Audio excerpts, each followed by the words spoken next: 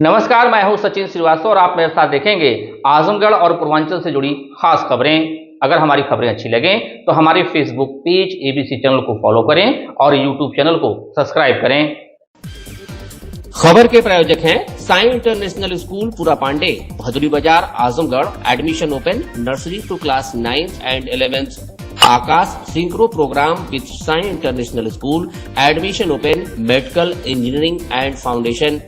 Ginni apparel, complete family shop for apparel shopping. Civil lines Azamgarh, up to 50% off. Kashi Gomti jewellers, Bhawarnath, Ayodhya road, Azamgarh. शादी के आभूषण की खरीद पर दुल्हन का श्रृंगार और गृहस्थी का सामान बिल्कुल मुफ्त। और life style furniture, Belnadi, Azamgarh.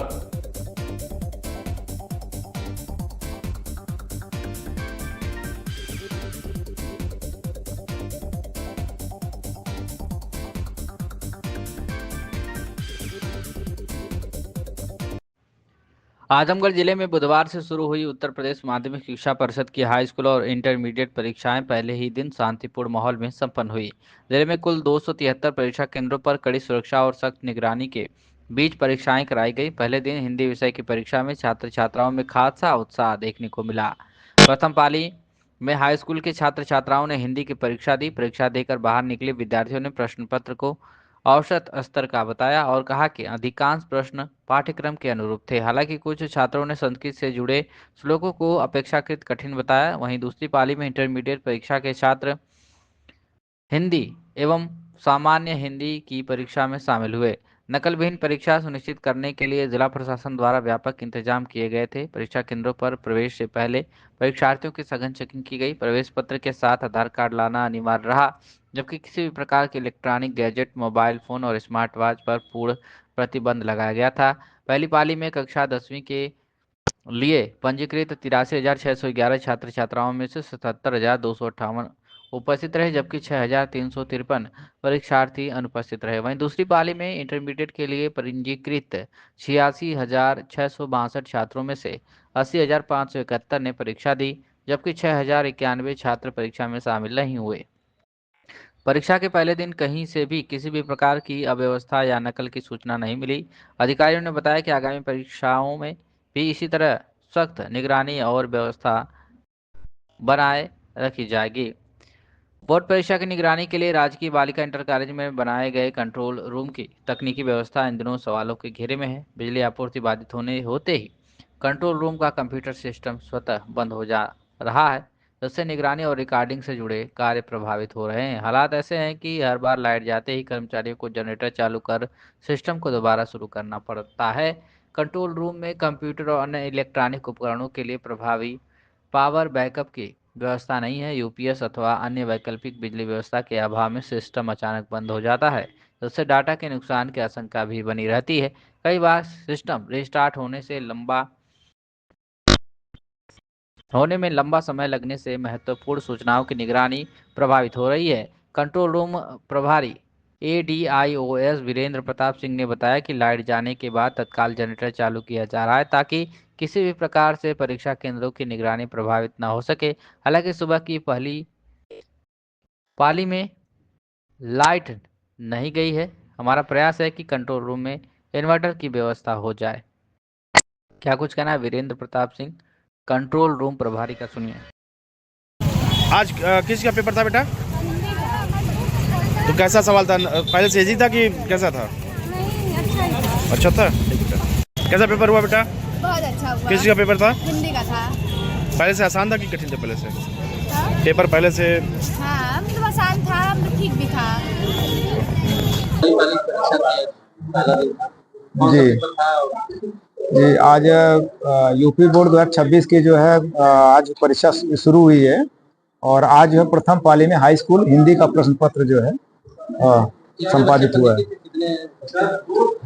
और टोटल जो बच्चे थे वो लगभग 83,479 बच्चे पंजीकृत थे, जिसमें जो है आपका 77,138 छात्र उपस्थित रहे और 6,341 छात्र जो है अनुपस्थित रहे। सभी कक्ष जो है सीसीटीवी कैमरे से निगरानी की जा रही थी, क्या उस दौरान कोई पाए गए? जी, हमारे जनपद में कुल 273 परीक्षा केंद्र निर्धारित हैं और सभी केंद्रों पर जो है सीसीटीवी कैमरे जो है लगे हुए हैं और जिनकी जो है ऑनलाइन मॉनिटरिंग जो है जनपदीय कंट्रोल रूम से की जा रही थी और आज की जो प्रथम पाली की परीक्षा रही है सकुशल संपन्न हुई है। कहीं पर भी किसी प्रकार की जो है कोई समस्या संज्ञान में नहीं आई है। कंट्रोल रूम में जो बनाया गया है कंट्रोल रूम जीआईसी में, यहाँ जो है बैटरी की समस्या है, क्या यहाँ पे ये प्रयास किया जा रहा है कि जो जनपदीय कंट्रोल रूम है ऑनलाइन मॉनिटरिंग जो है लगातार सतत रूप से होती रहे और जब तक विद्युत की सप्लाई हो रही है ऑनलाइन मतलब मॉनिटरिंग हम लोग रेगुलर कर रहे हैं। अगर विद्युत सप्लाई कहीं से बाधित हो रही तो हमारे पास वैकल्पिक व्यवस्था जनरेटर के रूप में है और जैसे ही विद्युत मतलब कनेक्शन विद्युत नहीं रह रही है लाइट नहीं रह रही तो हम लोग जो है जनरेटर के माध्यम से जो मॉनिटरिंग का काम कर रहे हैं। पहले कुछ देर तक लाइट कटी थी, उसके लिए क्या? नहीं, अभी तो फिलहाल मैं जब से हूँ तब से अबाध रूप से सतत रूप से मॉनिटरिंग चल रही है, कोई समस्या नहीं आई है। ठीक, धन्यवाद। खबर आजमगढ़ से, जहां बुधवार को पीयूष मोडिया पर पुलिस महानिदेशक वाराणसी जोन वाराणसी द्वारा जनपद आजमगढ़ का वार्षिक निरीक्षण किया गया। इस अवसर पर सुनील कुमार सिंह पुलिस उप महानिरीक्षक आजमगढ़ परिक्षेत्र एवं डॉक्टर अनिल कुमार वरिष्ठ पुलिस अधीक्षक आजमगढ़ सहित अन्य अधिकारी गण उपस्थित रहे। सर्वप्रथम एडीजी द्वारा पुलिस लाइन आजमगढ़ में भव्य परेड की सलामी ली गई। टोलीवार परेड का सूक्ष्म निरीक्षण किया गया। निरीक्षण के दौरान विशेष ध्यान दिया गया जवानों का अनुशासन एवं टर्न आउट, शस्त्र संचालन की दक्षता, मार्च पास्ट की एकरूपता एवं समन्वय, कमांड एवं नियंत्रण प्रणाली, प्रशिक्षण की गुणवत्ता। एडीजी महोदय द्वारा परेड की सराहना करते हुए बल को उच्च स्तरीय अनुशासन बनाए रखने एवं नियमित प्रशिक्षण पर विशेष बल देने के निर्देश दिए गए। परेड निरीक्षण के उपरांत पुलिस लाइन परिसर में नवनिर्मित शौर्य सभागार का विधिवत उद्घाटन किया गया। सभागार में लगभग 700 से अधिक व्यक्तियों की बैठने की क्षमता, आधुनिक ध्वनि एवं प्रकाश व्यवस्था, विभागीय गोष्ठियों, प्रशिक्षण कार्यक्रमों एवं आधिकारिक बैठकों हेतु उपयुक्त, पुलिसकर्मियों के सामूहिक संवाद एवं प्रेरणा हेतु समर्पित स्थल एडीजी ने पुलिस प्रशासन के लिए एक महत्वपूर्ण उपलब्धि बताया। एडीजी ने पुलिस लाइन स्थित विभिन्न शाखाओं एवं व्यवस्थाओं का गहन निरीक्षण किया, जिनमें निर्माणाधीन भवन, RTC barrack, police store, mess एवं सैलून, जीडी कार्यालय, गणना कार्यालय, डायल 112 कार्यालय, डीसीआर, एमटी शाखा, कंप्यूटर लैब, नन्हे सितारे, कॉरिडोर, अन्य शाखाओं का निरीक्षण किया। निरीक्षण के दौरान साफ सफाई, अभिलेखों का रखरखाव, शस्त्र एवं संसाधनों का संधारण, वाहनों की स्थिति तथा कार्यालयीन प्रणाली की समीक्षा कर आवश्यक दिशा निर्देश दिए। पुलिस लाइन निरीक्षण के उपरांत एडीजी द्वारा जनपद के समस्त राजपत्रित अधिकारियों एवं थाना प्रभारियों के साथ अपराध गोष्ठी की गई। गोष्ठी में लंबित विवेचनाओं का शीघ्र एवं गुणवत्तापूर्ण निस्तारण, महिला एवं बाल अपराधों में त्वरित एवं संवेदनशील कार्रवाई, साइबर अपराधों की रोकथाम एवं तकनीकी सुदृढ़ता, संगठित अपराध एवं गैंगस्टर एक्ट के अंतर्गत प्रभावी कार्रवाई, वांछित अपराधियों की गिरफ्तारी में तेजी, कानून व्यवस्था की सुदृढ़ता एवं जन विश्वास में वृद्धि। सुनवाई कार्यक्रम एडीजी, डीआईजी एवं वरिष्ठ पुलिस अधीक्षक द्वारा जन सुनवाई की गई। फरियादियों की शिकायतों को गंभीरता से सुना गया। संबंधित अधिकारियों को समयबद्ध एवं पारदर्शी निस्तारण हेतु निर्देशित किया गया। गुणवत्तापूर्ण समाधान को प्राथमिकता देने पर बल दिया गया। जन सुनवाई के पश्चात पुलिस कार्यालय आजमगढ़ का निरीक्षण किया गया। एडीजी ने पत्र व्यवहार शाखा, अंकित शाखा, डीसीआरबी, एलआईयू, महिला प्रकोष्ठ, जन शिकायत प्रकोष्ठ, फील्ड यूनिट, विशेष जांच प्रकोष्ठ का अवलोकन कर अभिलेखों के अद्यतन संधारण, डिजिटलीकरण की प्रगति एवं कार्यों की पारदर्शिता पर विशेष बल दिया गया। इसके बाद थाना नगर कोतवाली का निरीक्षण किया गया। निरीक्षण के दौरान थाना कार्यालय, मालखाना, बैरक में शौचालय, मिशन शक्ति कार्यालय, अभिलेख का परीक्षण किया गया।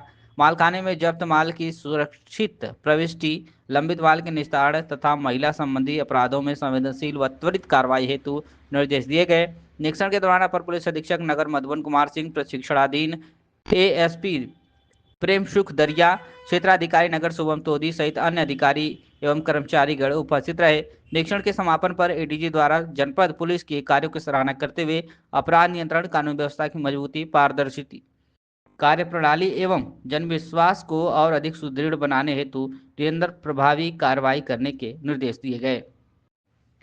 खबर आजमगढ़ से, जहां ठेकमा लूट कांड में आरोपी को 9 वर्ष 11 माह का सश्रम कारावास, 5,000 रुपये अर्थदंड। लूट के मुकदमे में सुनवाई पूरी करने के बाद अदालत ने एक आरोपी को 9 वर्ष 11 माह के सश्रम कारावास व 5,000 रुपए के अर्थदंड की सजा सुनाई। यह फैसला विशेष न्यायाधीश ईसी कोर्ट जैनुद्दीन अंसारी ने बुधवार को सुनाया। अभियोजन कहानी के अनुसार वादी मुकदमा सूर्यभान यादव निवासी देवारा हरखुपुर कौआपुर थाना महाराजगंज जनपद आजमगढ़ 14 दिसंबर 2015 को ट्रक पर लदा 20 टन अरहर की दाल कीमत 27,50,000 जो छत्तीसगढ़ से गोरखपुर के लिए जा रहा था कि रास्ते में ठेकमा बाजार थाना गंभीरपुर के पास ट्रक रोककर ड्राइवर को नशीला पदार्थ खिलाकर उसकी जेब से 12,000 रुपया व ट्रक सहित सारा माल लूट लिया। इस मामले में पुलिस ने जांच पूरी करने के बाद चार्जशीट न्यायालय में प्रेषित किया। अभियोजन पक्ष की तरफ से सहायक शासकीय अधिवक्ता ओम प्रकाश सिंह ने 5 गवाहों को न्यायालय में परीक्षित कराया। इस मामले में आरोपी दिनेश ने 17 फरवरी 2026 को न्यायालय में अपना जुर्म स्वीकार कर दिया। जुर्म स्वीकार कर लेने पर अदालत ने आरोपी दिनेश चौरसिया उर्फ टेनी को 9 वर्ष 11 माह के सश्रम कारावास व 5,000 रुपए के अर्थदंड की सजा सुनाई। खबर आजमगढ़ से, यहाँ पंडित दीनदयाल उपाध्याय प्रशिक्षण महाअभियान जिला कार्यशाला का आयोजन सिधारे स्थित एक होटल के सभागार में किया गया। उद्घाटन सत्र में जिला अध्यक्ष ध्रुव सिंह और मुख्य अतिथि जिला प्रभारी अशोक सिंह का उद्बोधन हुआ।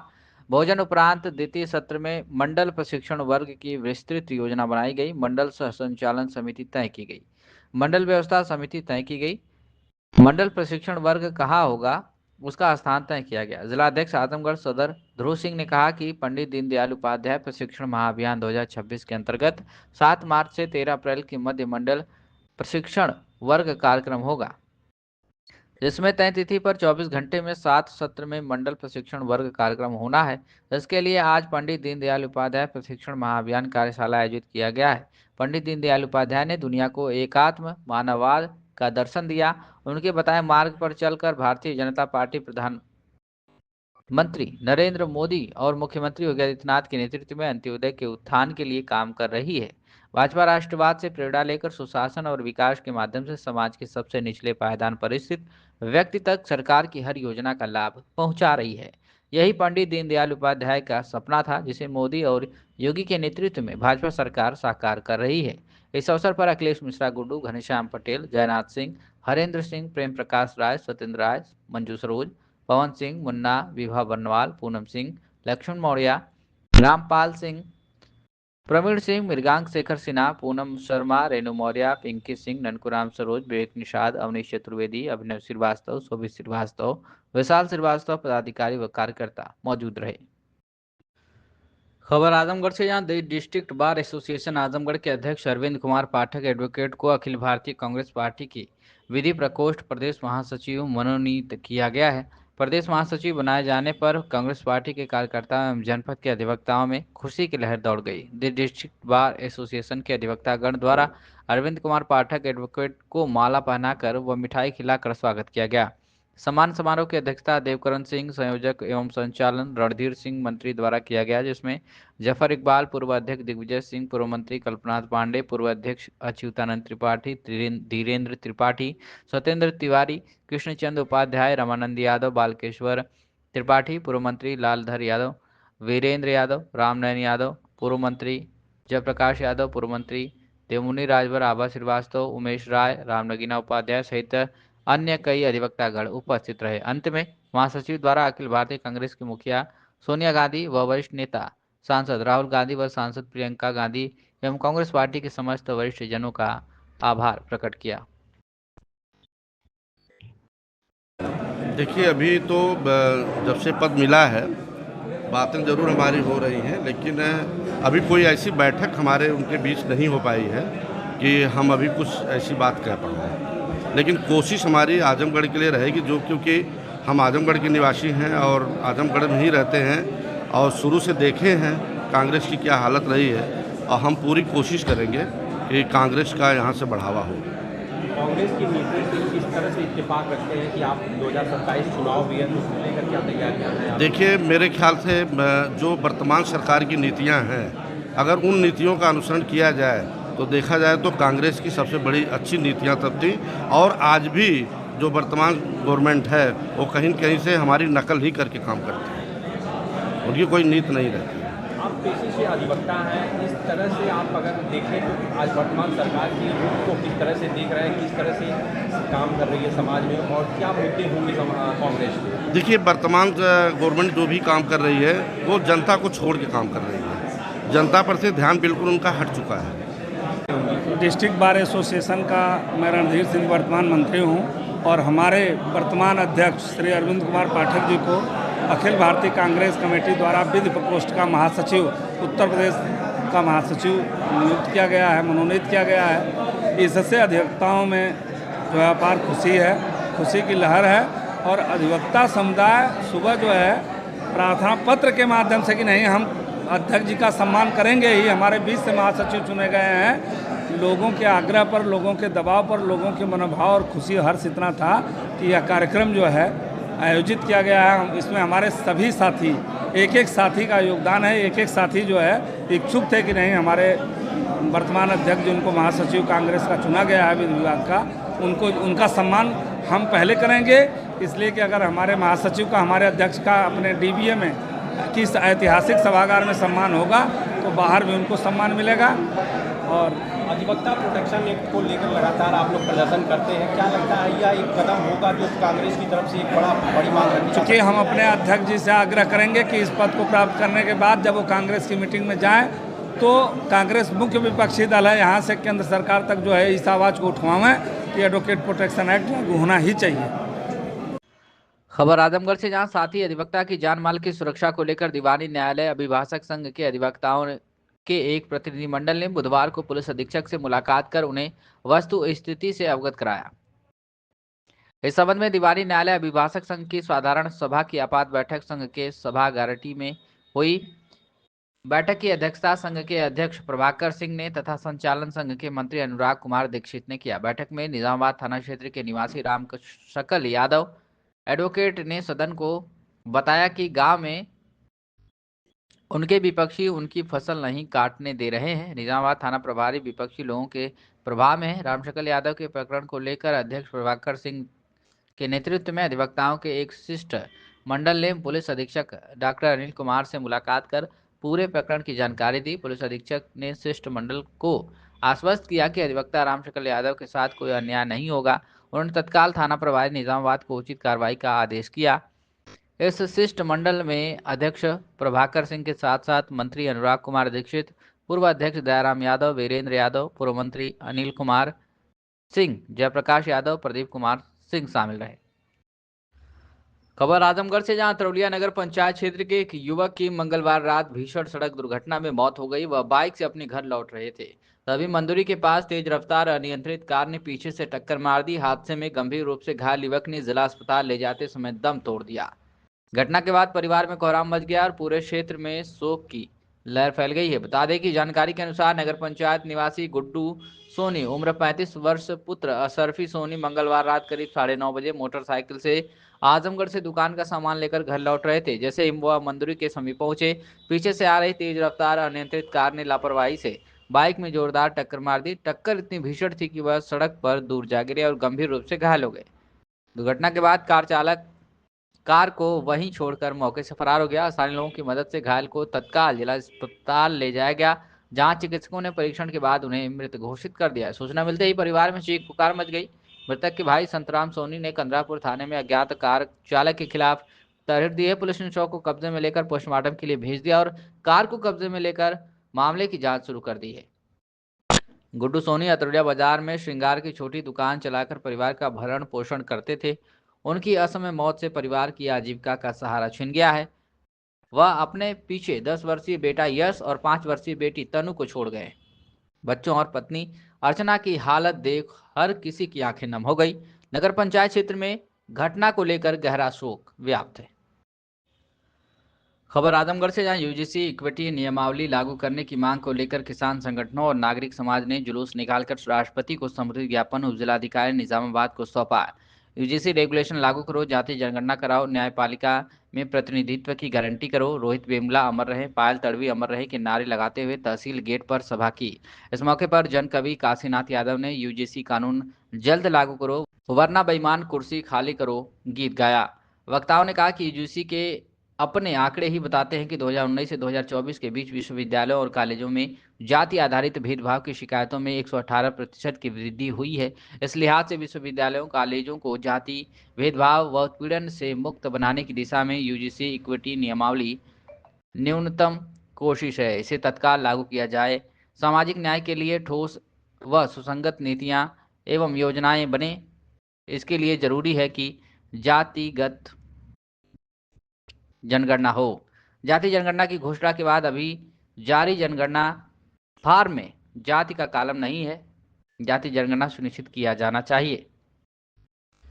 सामाजिक न्याय के सवालों पर न्यायालय के रवैये पर वक्ताओं ने कहा कि भारत की न्यायपालिका विशेषकर संविधान पीठों में सामाजिक विविधता एवं प्रतिनिधित्व का अभाव लोकतंत्र की आत्मा को कमजोर करता है। ऐसे में संविधान पीठ में अनिवार्य रूप से SC, ST व OBC को सम्मिलित किया जाना चाहिए और न्यायपालिका में SC, ST व OBC के प्रतिनिधित्व की गारंटी होनी चाहिए। सभा को किसान नेता राजीव यादव, वीरेंद्र यादव, पूर्व फौजी चंद्रेश यादव, कलीम जामई, अधिवक्ता रामचेत यादव, सत्यम प्रजापति, डॉक्टर राजेंद्र यादव, अधिवक्ता चंद्रेश राम, नदीम अहमद ने संबोधित किया। प्रदर्शन में अधिवक्ता विनोद यादव, तारिक शरीफ, शफीक, अवधेश यादव, परवेज अहमद, हीरालाल यादव, दिनेश मौर्य, नंदलाल यादव, ज्ञानचंद्र यादव, रविकांत पाठक, भुवाल प्रजापति, रमेश DP यादव, राम प्रवेश यादव, मोहम्मद अज्जू, अकरम अहमद आदि लोग मौजूद रहे। अस्वस्थ होते हुए भी कॉमरेड हरि मंदिर पांडे ने कार्यक्रम में पहुंचकर समर्थन किया।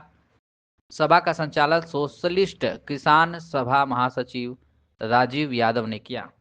साई इंटरनेशनल स्कूल, जहां हर दिन एक नई शिक्षा की शुरुआत है। Modern education system, smart classrooms, expert teachers और एक ऐसा एनवायरनमेंट जहां हर बच्चा अपने सपने सच करता है। पढ़ाई के साथ साथ स्पोर्ट्स, आर्ट और एक्स्ट्रा एक्टिविटीज। आजमगढ़ का बेस्ट इंग्लिश मीडियम स्कूल, जहां हर बच्चे को मिलता है परफेक्ट एजुकेशन। एडमिशन ओपन आज ही जुड़े साई इंटरनेशनल स्कूल से, जहां हर कल नई उम्मीद के साथ रोशन होता है।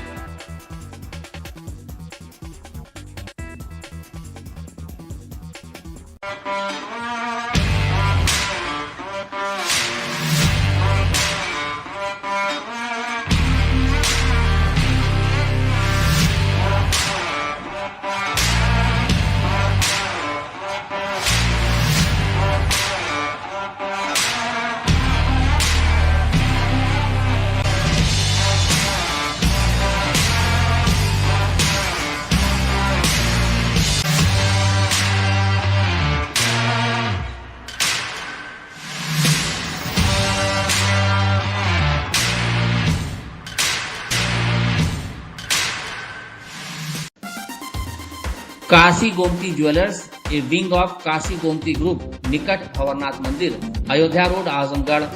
शादी के आभूषण की खरीद पर दुल्हन का श्रृंगार और गृहस्थी का सामान बिल्कुल मुफ्त।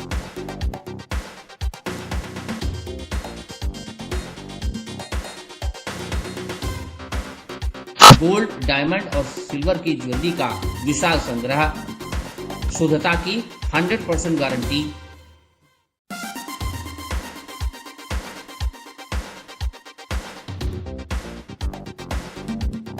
अपने खूबसूरत लम्हों को बनाएं और यादगार। पहुंचे काशी गोमती ज्वेलर्स, निकट भंवरनाथ मंदिर, Ayodhya road, Azamgarh. Lifestyle furniture, Belnadi, Azamgarh. सभी प्रकार के फर्नीचर एवं इलेक्ट्रॉनिक सामानों की भरपूर रेंज उपलब्ध। हमारे यहाँ EMI की सुविधा 0% ब्याज पर उपलब्ध। इलेक्ट्रॉनिक सामानों में LED TV, refrigerator, washing machine, air conditioner, air cooler, deep freezer, water cooler, mixer, juicer, iron, fan, induction, battery, inverter, electric geyser, gas geyser, आटा चक्की इत्यादि। फर्नीचर के सामानों में बेड, गद्दा, सिंगारदान, अलमीरा, sofa, table, chair, rack, stool, संदीली, सीढ़ी, डाइनिंग टेबल, झूला आदि। शादी विवाह की हो तैयारी या ऑफिस और घर के लिए सामानों की करनी हो खरीदारी, पहुँचिए लाइफस्टाइल फर्नीचर, बेलनाडी, आजमगढ़।